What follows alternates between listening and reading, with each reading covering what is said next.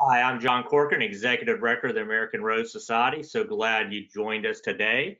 We're one of our many webinars that we have. We hope you join them. We have several coming up over the next few weeks, so make sure you're checking your inbox. With that, I'll hand this over to Kim Merritt. Kim? Thank you, John. Welcome, everyone. Today we have a wonderful and exciting presentation on the Rose of the Unknown Soldier, and it will be presented by our very own ARS President, Mr. Bob Martin. Ms. Marilyn Wellen will introduce him in just a moment.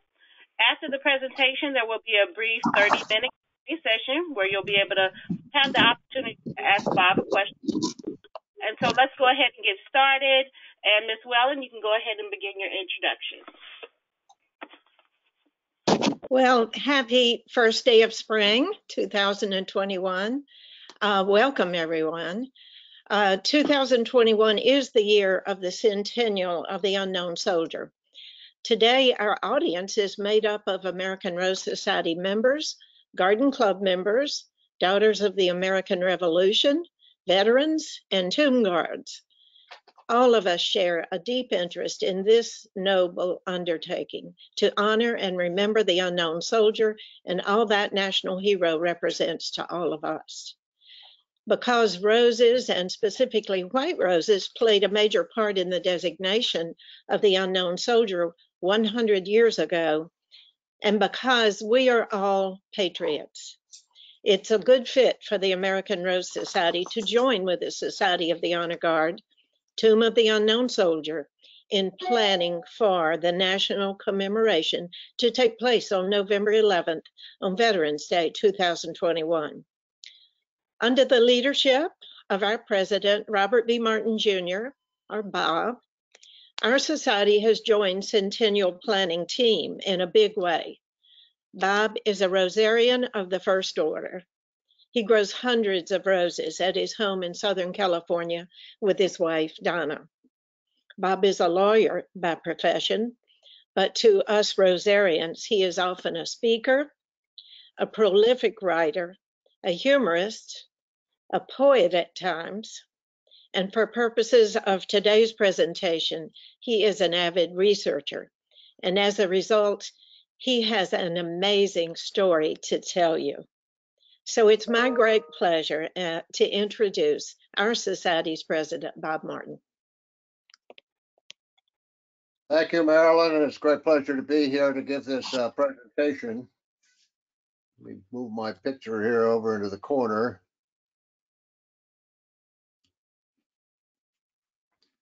As you can see, my presentation is titled The Rose of the Unknown Soldier.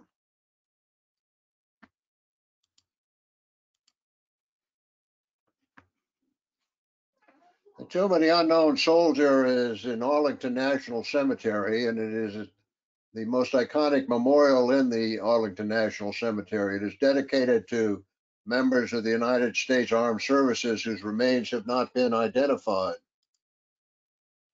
The neoclassical white marble sarcophagus stands atop a hill overlooking Washington, D.C. The back, the west features, what most people think is the front is actually the back. It features the inscription, "Here rests in honored glory an American soldier known but to God." The sarcophagus from the front is decorated, well, actually on the side is decorated with 3 wreaths on each side, panel north and south. You can see the 3 wreaths in this photograph. And the image in the front are 3 figures that represent peace, victory, and valor. The background behind the establishment of the Tomb of the Unknown Soldier traces to a soldier, a Republican politician, congressman from New York State, Hamilton Fish III, who lived from 1888 to 1991. He served in the United States House of Representatives from 1920 to 1945. During World War I, he served with the 369th Infantry Harlem Hellfighters, earning a Silver Star for action in combat in France. And for those of you unfamiliar with the Silver Star, that's the second highest honor, just below the Medal of Honor that can be given by the military service. This wartime experience led him to propose legislation which created the Tomb of the Unknown Soldier. If you look at that photograph there, the man on the right is Captain Hamilton Fish. On March 4th, 1921, a little over 100 years ago, Congress approved a resolution introduced by Fish for the return of the remains of an unknown American soldier killed in France during World War I for internment in a tomb to be constructed in Arlington National Cemetery. This is, in fact, a photograph of the amphitheater before the tomb was constructed. Congressman Fish said, "It is hoped that the grave of this unidentified warrior will become a shrine of patriotism for all the ages to come, which will be a source of inspiration, reverence, and love of country for future generations." Thereafter, on November 11th, 1921, an unknown soldier brought back from France was interred below a 3-level marble tomb. That was the original tomb, as you can see, in which the soldier was interred. That solemn ceremony had followed a very long process, resulting ultimately in a state funeral procession from the U.S. Capitol building where the World War I unknown had laid in state. And here's the U.S. Capitol building where the unknown soldier had lain in state. There is a remarkable photograph from above of the actual interment of the unknown soldier. You can see the huge crowd that was present, the band, the wreaths, the great ceremony, the saluting. This is a very, very solemn, significant occasion that took place 100 years ago, November 11th, 1921. Congressman Fish said the burial of the unknown warrior should give the whole country an opportunity in a national way, their tribute to the glorious dead. It will bring consolation and assuage the grief of the 1,200 families whose sons died unknown and unidentified, for each and every family will proudly claim this body as that of their own son. An interesting figure there of 1,200. There were 1,200 soldiers in World War I who were never identified or known. The superstructure above the tomb that we see today was completed in 1932. Later crypts were added to inter the unknowns from World War II and Korea. This is where the World War II unknown soldier was interred. This is where the Korean War unknown soldier was interred. The middle crypt was originally designed, and there was interred in it, there was only one soldier. DNA had come along, and our ability to identify the remains of soldiers had dramatically changed over the years, so that there in fact was only one unidentified soldier from Vietnam War, who was originally interred in the crypt, and subsequently through DNA analysis and other research, the unknown soldier was identified. And he was reburied at the request of the family at a national cemetery in St. Louis, Missouri. The crypt designed for the Vietnam War unknown remains vacant and was rededicated to honor all the missing U.S. service members from the Vietnam War. And here today you can see how it lays out, and you can see the middle crypt honoring and keeping faith with Americans missing service. The Tomb of the Unknown Soldier is today guarded around the clock daily by elite sentries of the U.S. Army's historic ceremonial but combat-ready 3rd Infantry Regiment of the Old Guard. Soldiers who volunteer to become tomb guards must undergo a strict selection process and intensive training. This is one of the highest honors in the military, to become and serve as a volunteer tomb guard. The 100th anniversary of the Tomb of the Unknown Soldier will be commemorated at Arlington National Cemetery at 11 a.m. on November 11, 2021. It will be the 11th hour of the 11th day of the 11th month, 2021, the 100th anniversary of the entombment of the unknown soldier. The Centennial is being promoted by the Society of the Honor Guard, Tomb of the Unknown Soldier. This is a nonprofit organization committed to protecting and enhancing the welfare and image of the tomb of the unknown soldier and the soldiers' tomb guards who stand guard, past and present. There is their honor badge that they have, and it is, as I understand it from speaking with those involved with the Society of the Honor Guard, this is one of the rarest honors in the entire military, to serve as an honor guard of the tomb of the unknown soldier. The president of the Society of the Honor Guard of the Tomb of the Unknown Soldier is Gavin McIlvenna. And he says, we view the centennial not only as a celebration to remember the burial of the World War I unknown soldier, but an opportunity to reflect on what the Tomb of the Unknown Soldier means to America, the larger purpose of the Tomb of the Unknown Soldier as a focal point to bring all Americans together, that its meaning be not limited to the Great War and the exclusive claim of that war's veteran. Now, how did the American Rose Society become involved? Well, most of you here are members of the American Rose Society and aware that the American Rose Society was founded in 1892. It's the world's largest single plant society. The American Rose Society exists to promote the culture, preservation, and appreciation of the rose, and to improve its standard of excellence for all people through education and research. That is our mission statement that we display prominently in many locations. Among the features that services the American Rose Society provides is we have an honor. We have a question and answer. We had a question and answer guide. And people going to our website can pose questions that are referred and answered. And we received a question on February 23rd, 2019, from the treasurer of the Honor Guard, Society of the Honor Guard Tomb of the Unknown Soldier. And the question they asked, do you know what varieties of white roses were available in France in 1921? The American unknown soldier was selected by Sergeant Younger in France when he placed a spray of white roses on the casket. Our question and answer guy had no idea how to answer that, and so he passed that question on to me.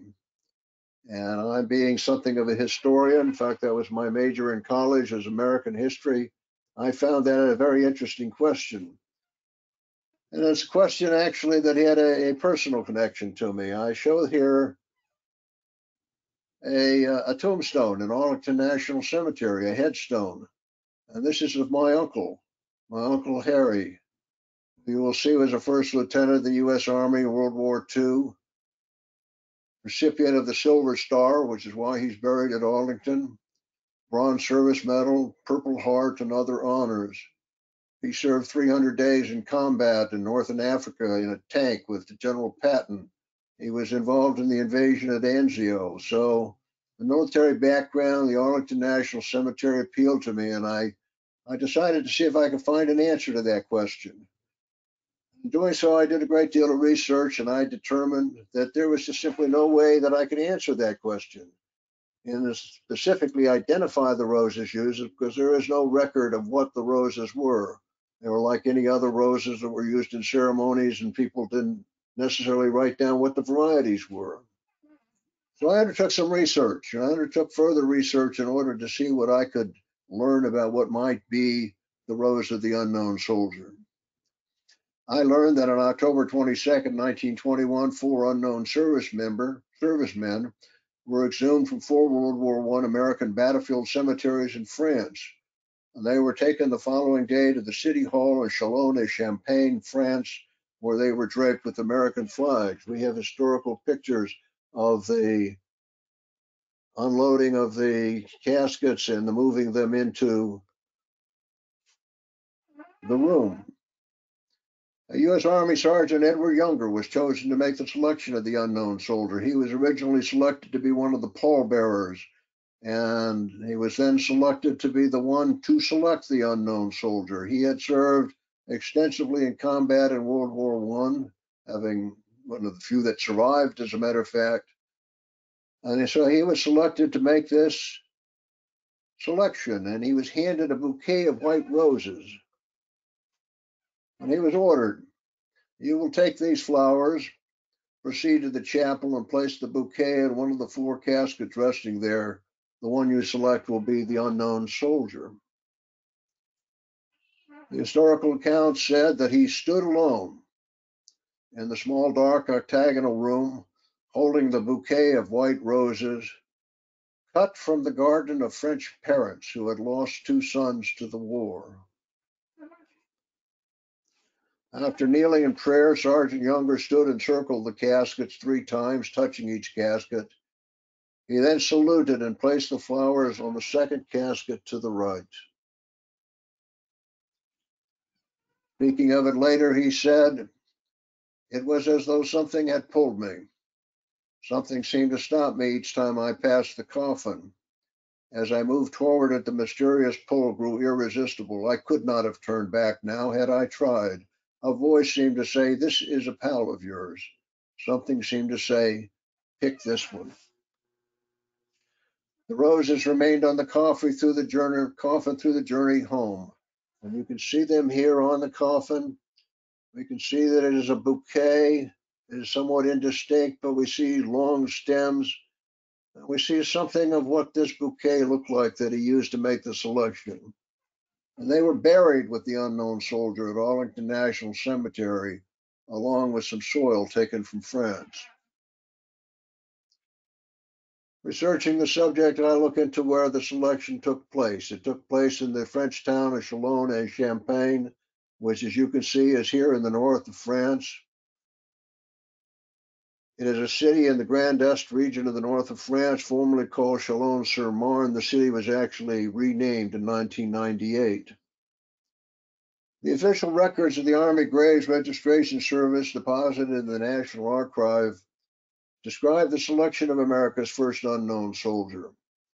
They say Sergeant Younger slowly entered the mortuary room, carrying a spray of white roses, which had been donated by M. Brasseur-Buffet, a former member of the City Council. Who is M. Brasseur-Buffet, I asked myself, and so, undertaking further research and with the magic of Google, I was actually able to turn up a picture of his shop. Here's M. Brasseur-Buffet had a shop in the city of Chalon-sur-Marne. And you can see right here that the shop sold porcelains, and it sold crystal, and it also sold something called couronne mortuaire, which translates as funeral wreaths. And so I concluded that the Monsieur Brasseur-Buffet was the local florist who supplied flowers for funerals, and specifically supplied funeral wreaths. And we can see here a photograph taken at the time of the unknown soldier receiving military honors at the City Hall of Chalon-sur-Marne after the selection. We can see here these wreaths, very dramatic funeral wreaths, a large selection of arranged roses. Right here on top, the rose of the unknown soldier. Black and white picture, but it does appear to be a white rose. You could see the form of the rose and just some indistinct details of it, but not a bad picture for getting some idea of what we're looking at. The roses were obtained from a French source, perhaps locally, prior to October 24th, 1921. That means the rose must have been introduced in commerce, most likely in France, sometime prior to 1921. The time of year indicates that the rose is a repeat flowering variety that blooms in the fall. As many of us know, so many roses, particularly the old roses, were once bloomers, and they only bloom in the spring. And so for a rose to be in bloom on October 24th, we have to have a repeat blooming rose. This is an unusual picture that I found online. I kind of enjoy the picture. What it does is it superimposes on the map of the United States or of North America other countries of the world. And what it's intended to illustrate is what the climate in parts of the United States are like. For example, if you live in the deep south, you're very much like China. Well, what if you're France? Well, you're very much like Oregon. That tells us also something about the types of roses that could have been in bloom in someone's garden in the north of France in 1921. We have a picture of Sergeant Younger recreating his selection on May 30th, 1930. Here you see a close-up of white roses of distinctive T form. For those of you who grow roses, you know these. These are the distinctive T form that are popular then and now as florist roses. And you can see these are wrapped together in a bouquet where he is recreating the ceremony. The roses, T roses, are predecessors of today's modern hybrid teas that display a high pointed center with petals unfurling from the point in a symmetrical spiral to the outer row of petals. And as I said, the tea rose form was then as today popular among florists. And here is Sergeant Younger, May 30th, 1930, recreating the selection. We don't know if he used the same roses, probably did not 9 years later. Certainly this is taken in Washington, D.C. at the Tomb of the Unknown Soldier, but perhaps it's indicative of the type of rose that was used in the original selection. The indistinct photos of the actual bouquet on the casket in 1921 also suggest that the rose was a tea rose. And as I pointed out, the casket itself is surrounded by elaborate funeral wreaths, likely donated by M. Brasseur Buffet. And the tea roses, well, were then and indeed now are the primary type of rose that are used by florists. And Monsieur Brasseur Buffet was a florist. Here's an example of a tea rose from 1869, very well known, and you can see the shape of the tea rose. Tea roses, although repeat blooming, are cold tender. So they're unlikely to have been in bloom in an outdoors garden in France in late October 1921. And what that indicates is that it is therefore highly likely that the roses were from a greenhouse. Greenhouse roses also typically come with long stems, which admit to arrangement in a bouquet, such as the one used in the selection. Here's another example of a tea rose popular at the time, Safrano, a tea rose introduced in 1839. Taking this information, I studied likely candidates of white tea roses popular in France around 1921. And that turned up several candidates. And I concluded, based on studying all the pictures and the possible candidates and what was popular at the time, the most likely rose that was used in the selection of the unknown soldier is a rose called Niftos. It's a white tea rose hybridized by the French breeder Bouger in 1841. Here's a picture of Niftos on a cigarette card in 1913. You get some idea of what the rose looked like and how it was being sold. It's variously translated from the Greek as snowing or falling snow. Here is a close-up of that picture I showed earlier of the unknown soldier casket, and these are the roses we're looking at. Here's a contemporary picture of Niftos. It's also known as the Bridal Rose, and you can see how it lends itself to arrangements. And this is close. This looks very much like that rose. Here's a picture of painting, contemporary painting of Niftos, as you can see how it hangs. The rose sometimes referred to as the wedding rose or the bridal rose because of its use as weddings. The contemporaneous accounts describe it as large, full, tulip-like form, pure white, buds long, a delightful rose. Here's a 1903 plate from the magazine Amateur Gardening that shows Niftos, the popular rose of the time. Other accounts of Niftos say no white tea can beat it for purity and color. The French Journal des Roses summed up the description thus: it represents among roses a perfect distinction, a supreme elegance, finesse, and finally nobility. What better description could we have of a rose that would be selected to select the unknown soldiers? It was a popular florist rose following its introduction and remained so after the war in 1921. It was not a good garden rose because of the susceptibility to rain and because it opened poorly. Its quality as a bud, however, marked it, according to contemporary sources, as in essence a greenhouse rose. Looking further into what was going on at the time, I turned to my extensive, near complete collection of American Rose annuals.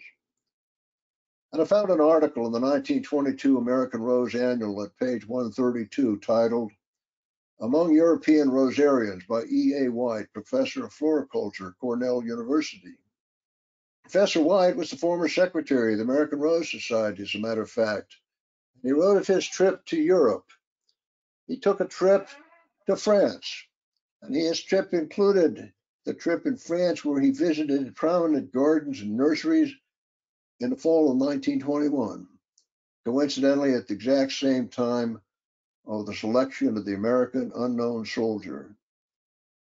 Among those gardens were the gardens and the nurseries of Joseph Pernet Duché. Here is an advertisement of the firm of Joseph Pernet Duché from 1895. Joseph Pernet Duché was a French rosarian and hybridizer. Born near Lyon, the son of Jean Pernet, he was a third-generation rose grower.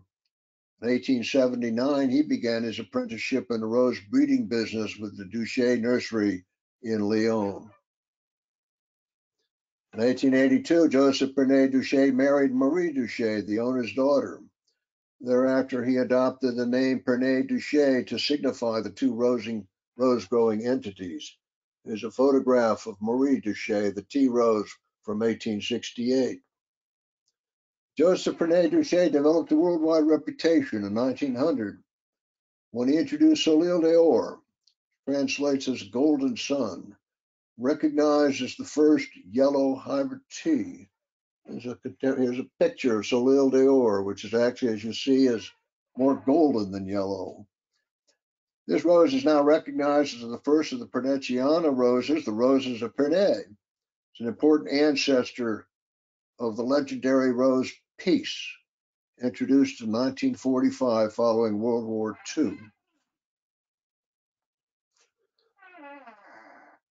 Professor White, describing his trip, said thus, "On my arrival in Lyon, I found a note from M. Pernet Duché saying his daughter would call for me early Thursday to take me to their nurseries.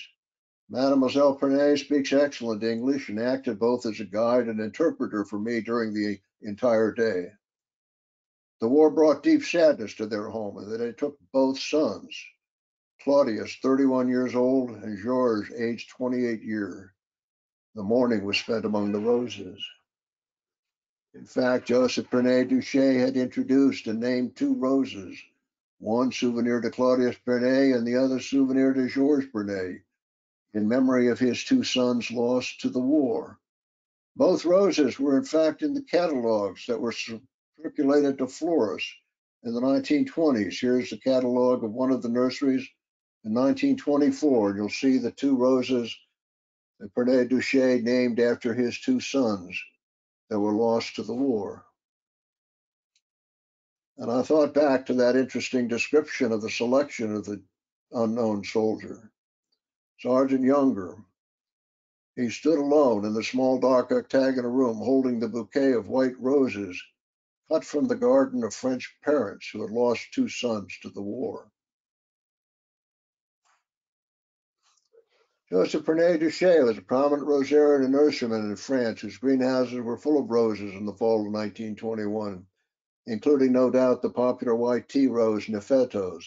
Here's an advertisement from his catalog in 1930, where he is advertising tea roses. The account of the selection of the American unknown soldiers has a number of coincidences, and perhaps the visit of Professor White to the nurseries of Joseph Pernet Duché in 1921 is just that. Then again, how many greenhouses existed in war-torn France on October 24, 1921, owned by a man of two roses who had lost two sons in the war? My conclusion, which I wrote in the article, which has been circulated on the Rose of the Unknown Soldier, I concluded I suspect there was but one, which fact would explain the voice in my head that seems to say, the roses used in the selection of the American unknown soldier in France in 1921 by Sergeant Edward Younger were a bouquet of the pure white tea rose Nefetos from the greenhouse of Joseph Pernet Duché, the French nurseryman near Lyon, who had lost two sons in the Great War. Through an initiative started in 2018, the Tomb of the Unknown Soldier Never Forget Garden has been established as a nationwide invitation to all Americans and freedom-loving people to plant gardens as a visual way to represent America's unwavering commitment to our sacred duty to recognize, remember, and honor our veterans. Here is an illustration of the Never Forget Garden marker, which in fact is sitting behind me as I speak, which will go in my own Never Forget Garden. The American Rose Society is resolved to dedicate a permanent place within America's Rose Garden as a Never Forget Garden, and to encourage our 1,400 members across the country to do likewise. In an interesting set of coincidences, just adding more coincidence to this entire story, the garden pictured here was formerly the garden of the Illinois-Indiana district of the American Rose Society. And because the symbols of Illinois and Indiana were the two eyes, the garden is planted in the form of two eyes. Two eyes, of course, is the Roman numeral 11, which could as easily stand for the 11th day of the 11th month, 11th hour, the time of the commemoration. It's also the only garden that we have there that has 3 flagpoles standing in front of it. What a perfect place for a Never Forget garden. This is the American Rose Center, the entrance to the American Rose Center for those unfamiliar with what the American Rose Center looks like and what America's Rose Garden is like. We are engaged in a current process called the Great Garden Restoration, which started back in 2017, where we identified a major area of our garden, removed 125 trees in order to identify this core garden to make for a dramatic America's Rose Garden.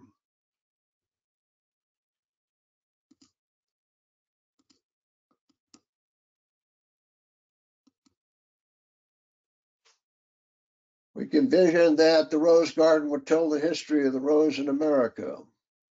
The garden design was planned by Paul Zimmerman and Peter Beals. They, working with Jackson and Perkins, had contributed the design, and they were inspired with that layout. They were inspired, in fact, by the workings of a watch. And you can see there on the left side is the inspiration that came to them when they saw the picture of the workings. They carried that inspiration into designing. If we're going to tell the history of the rose in America through time, what better way than to do it through a watch? And the other gardens that were in this area, see other little watch parts, so that it all fits together very, very nicely. And so they designed and came up with the landscape and garden design for the Great Garden Restoration Project, which we have been working on. And those of you who are members of the American Rose Society are quite familiar with it. Bring you up to date on what it looks like these days. Here is a picture. This is the first circle of the watch. This was the entrance to the McFarland Plaza. This is the Shanley Dovecchio Garden Gate Pavilion, generously donated by our past president, Pat Shanley and John Dovecchio. This in the background here is the Lions Club Legacy Pavilion. The Lions have built a pavilion and a garden as well. You see all of this work being undertaken. This is the Klima Center. This is the Watkins Pond. This is the chapel. You can see the layout. And for those of you curious about how it looks today, this is a picture taken this week, because the second circle is under construction. It has been fully financed. And as you can see, the second circle is now taking shape. The interesting thing I found about this picture is this picture shows the Never Forget Garden. Look over here in this side. You see the two eyes, the Roman numeral 11? This is the Never Forget Garden. Here are some close-ups of some of the features that have been added. The Shanley Dovecchio Garden Gate Pavilion, the McFarland Plaza Rose Garden with the Rose McFarland, named for the father of the American Rose Society, the beautiful Angel of Hope at the Angel Sculpture Garden, which has been added as one of the gardens. And many of the features that have been there for years, such as the signature of our garden, Wind Sounds, has been completely restored and painted. And here is a fairly recent picture of it. And you can see the beauty that has been brought out of this wonderful sculpture that has existed since the founding of the garden. And here's what we're planning to do with the Never Forget Garden. The garden will be known as the David and Sandy Long Never Forget Garden, to recognize the generous contribution of David and Sandy Long. David recognizes his service as a Navy veteran of the Cold War in a submarine. And they have provided the financing to rehabilitate and to create this Never Forget Garden. You can see the two eyes. We're going to take out the pistachio tree. I'm not a fan of trees in the center of gardens. We're going to put some type of a monument here, redo the pavers, redo the walk. We're going to pave this entire area here and provide a raised area so that we can have ceremonies and other events of significance in the garden. In other words, this garden will be totally and beautifully restored. We're going to have a dedication of that garden on Saturday, June 5th, 2021, in connection with a number of dedications of features of our garden. Everyone is invited to this. This will follow the Board of Directors meeting, which will be held Friday, June the 4th, and this information is being circulated widely. We encourage you to consider coming and joining with us as we dedicate the Never Forget Garden.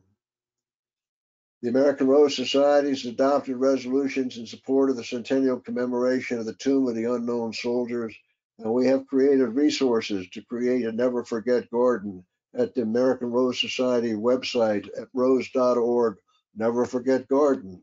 And this will come up with a number of links that will provide a number of resources for how you can learn more about the Never Forget project and to design your own Never Forget Garden, or to encourage the establishment of Never Forget Gardens in your community. Going back to Joseph Pernet Duché, the Duché family tradition continues in Lyon to this day, and it continues with a sixth-generation rose grower, Fabien Duché of Rosarie Duché. Fabien Duché started a hybridizing program 17 years ago, and this program is directly inspired by the simple but efficient techniques of Joseph Pernet Duché. And in another coincidence, in the test gardens in Arizona, maintained by Francis Roses, one of the largest rose growers in the country, there's like 5 million roses under cultivation, is cultivating a rose bred by Pavilion Duché, a white rose, a beautiful white rose. And so I can announce that the commemoration of the 100th anniversary of the Tomb of the Unknown Soldier will include the dedication of the rose, Never Forget. The rose, in fact, was hybridized by Fabien Duché, the great-great-nephew of Joseph Pernet Duché. Never forget, here's the rose in bloom. And when I saw this picture, what came to my mind was the description of Niftos, meaning falling snow. What a beautiful white rose, falling snow. Carry out this simple thought of never forget. Speaking of falling snow, I also came across this picture because the tomb guards never forget. The tomb guards never stop. Snow doesn't stop them, nothing stops them from carrying out their mission. Because they believe, as do I, that soldiers never die until they are forgotten. Tomb guards never forget. And I superimpose on that a picture of the falling snow of the rose, never forget, which brings me to the end of my presentation. I do have a postscript to the presentation. As I was asked, well, what kind of roses might we consider for a never forget garden? I have laid aside a separate area of our garden that will be our Never Forget garden. I ordered one of the plaques, which is why it's sitting here behind me. The roses already planted there include the rose peace, which has been in my garden ever since the first garden I had in 1971. It's always my mother's favorite rose, and I've always grown peace. It will also include Veterans Honor, beautiful red hybrid tea, which I have in a pot right now, which will soon make its way into the garden. It will include Neftos. Neftos is actually available from a number of nurseries, and I have 2 of them on order that are to arrive fairly soon.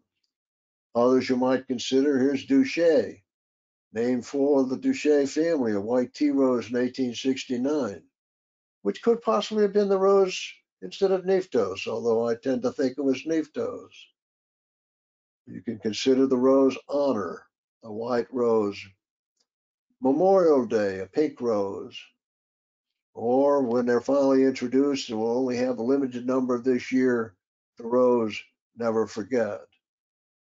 If you go to Never Forget Garden on rose.org, you will come up with this PDF that has a number of roses to suggest.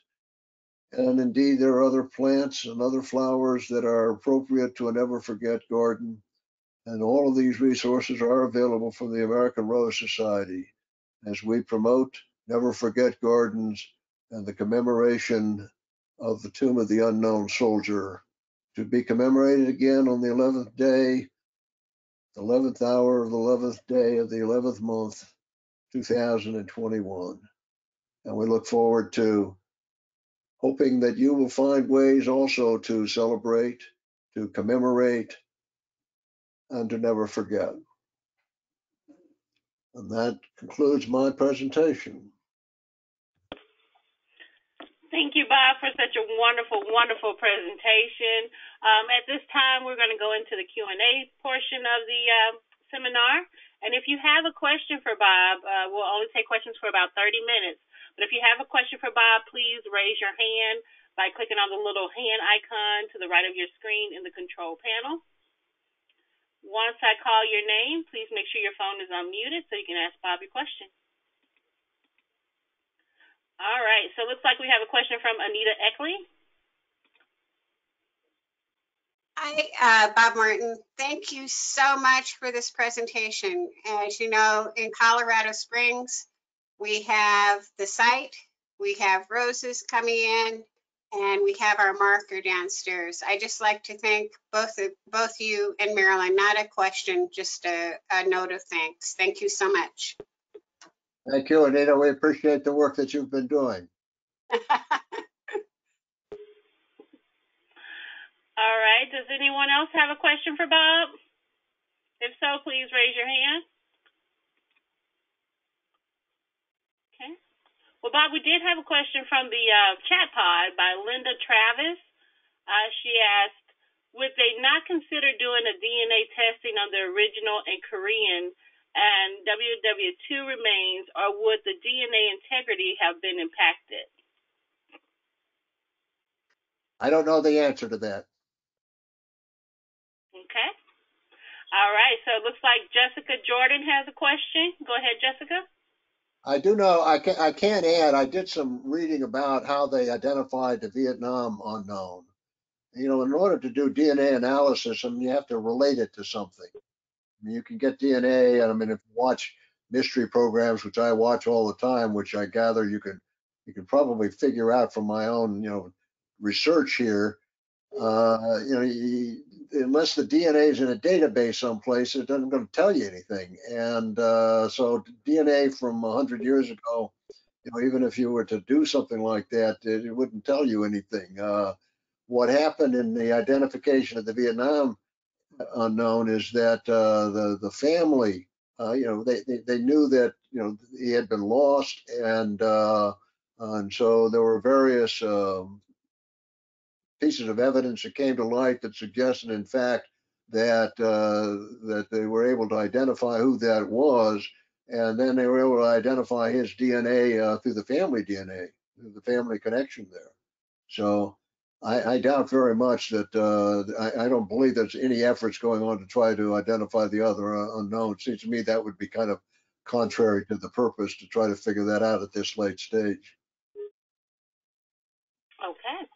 All right, Ms. Jordan, go ahead with your question.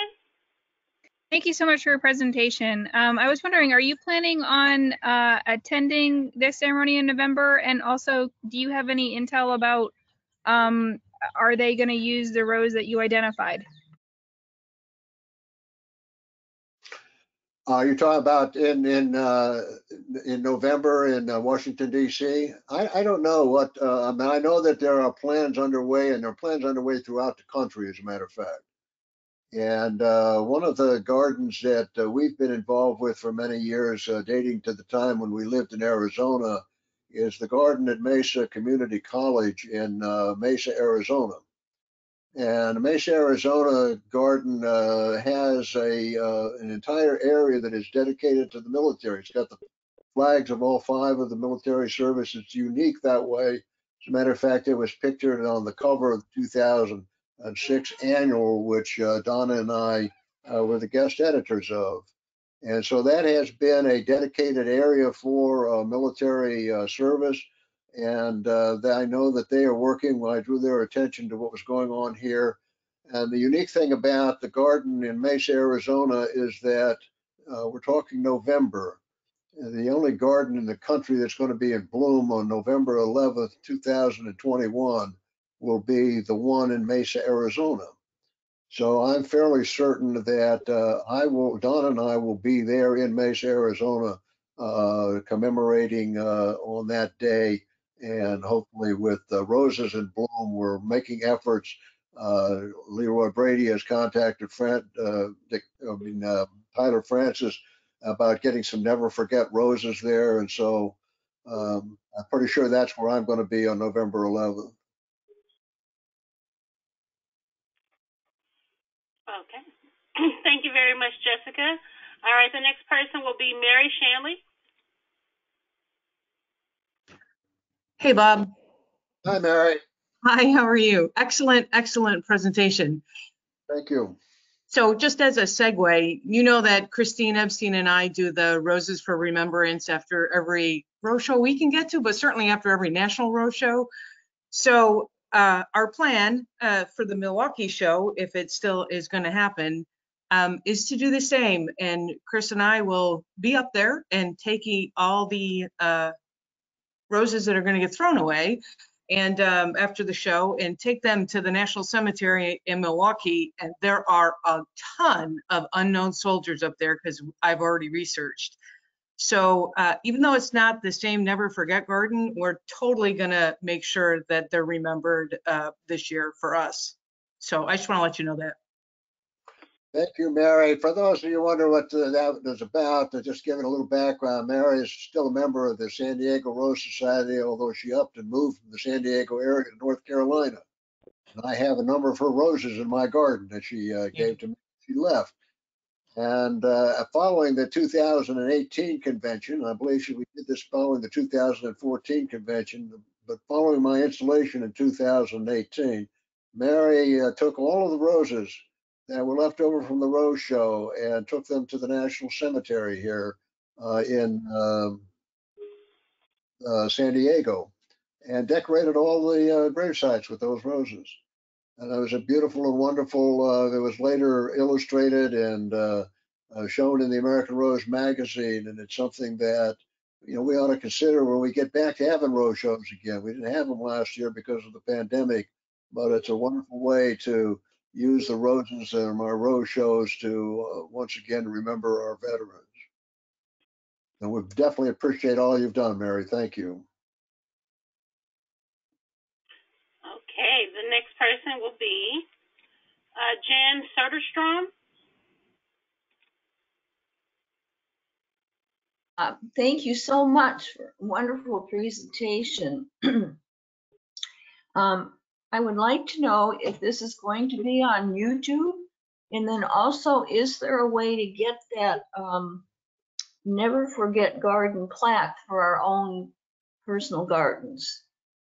Well, the answer to the second question is that's available on the Society of the Honor Guard's website, and I believe we have a link to it on our website as well. So that's where I ordered mine, and so order yours through the Society of the Honor Guard to the Tomb of the Unknown Soldier website, which has a direct link in order to obtain that plaque.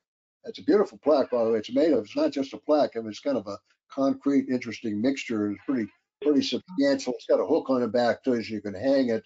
I'm debating whether or not to hang it or to put it on some type of pedestal. But yes, that's available for acquisition. The first part of your question, which I've now forgotten. Are you going to put this on YouTube? Oh, we're going to put it. Yeah, I hope so. I don't recall if I don't remember. Did we record this, Kim? Yes, and we'll have it on the website and YouTube. Great. Okay. Any other questions for Bob?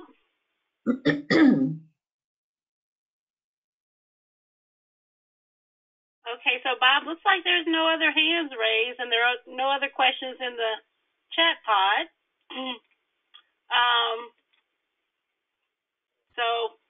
Here's one question. Jeannie Wixon has a question. Go ahead, Jeannie.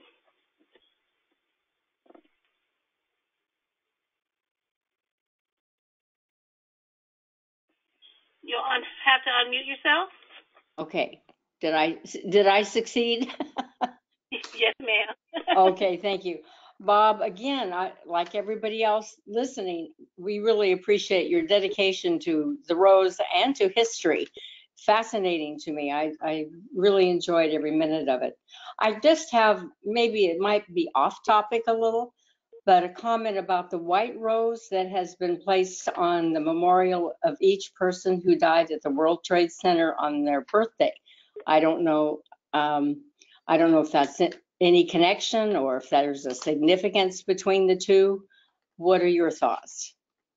I don't know. I do know that the Society of the Honor Guard has adopted a white rose as a symbol of their commemorative ceremonies, but I don't know whether or not that's related to the use of the white roses in the other contexts. I don't know the answer to that. Okay, I just thought it was fascinating that there might be some ethereal connection. Another one of those coincidences. Lots of coincidence going on here. All right. Thank you so much. I appreciate it. Thank you. All right. We have a question by Edward Wilkonski. Yes, Bob. The plaque looks very interesting, but I'm curious as to if it were displayed at a public garden, do you think it would grow legs? Are you talking about Niptos? No, I'm talking about the plaque.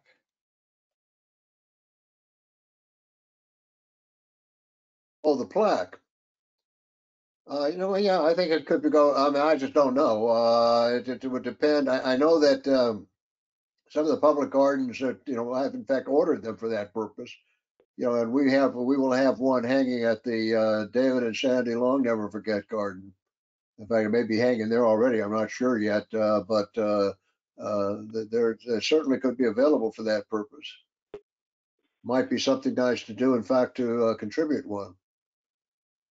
The garden marker can be, I'll use the word glued, but using the same materials that monument makers put together cemetery memorials, and so it can definitely be glued to a stone or a piece of granite or a wall, a brick wall.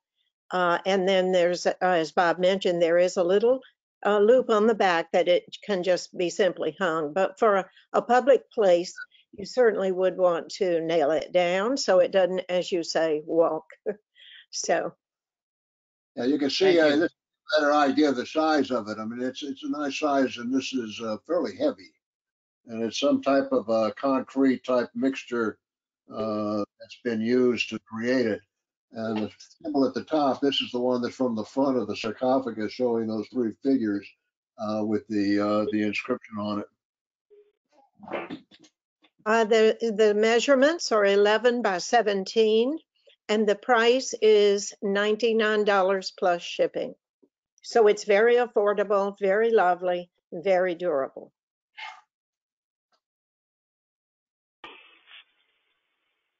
Okay. Does anyone else have a question for Bob? Okay, Brendan Moore. Yeah, as a watchmaker many years ago in the Navy, I find the the circle's not quite like a watch, but they're definitely mechanical. But you have inspired me to. I originally did have a garden of patriotic themed World War II memorial, Memorial Day, Veterans Honor, and it is over the years in Lincoln, Nebraska. I've lost a few, and I'm just going to redo that.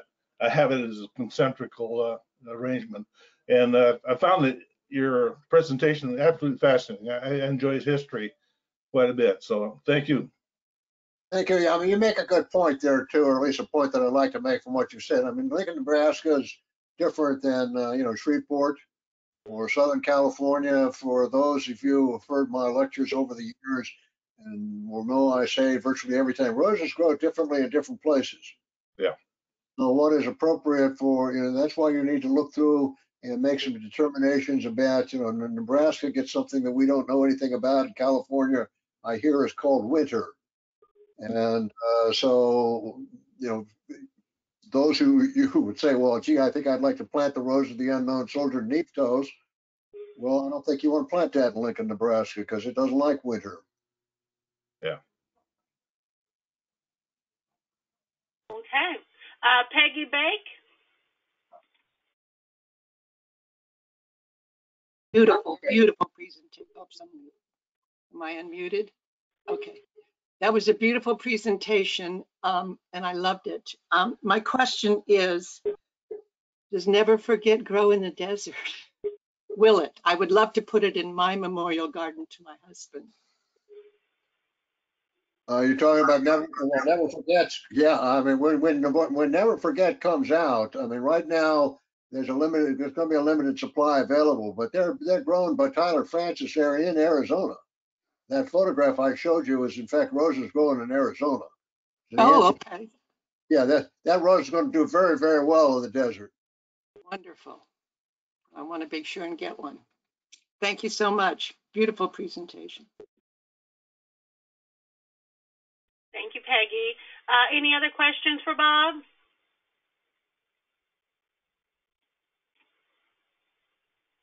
Okay, so it looks like we may have finished a little early, Bob. All right. So I want to thank you, Bob, again for such a great presentation, and thank you all for attending today. Again, this presentation will be available next week on the ARS website as well as the American Rose Society YouTube channel. If you have not already subscribed to our YouTube channel, please make sure you do so, and also tell a friend to subscribe to the channel. There's some wonderful educational videos on there. Also, please check your emails on Monday for the registration link to our next Saturday's presentation by Frank Van Linton on modes of action, chemicals, and how they work. Again, thank you for attending this weekend, and see you next weekend. Enjoy the rest of your day. Bye-bye.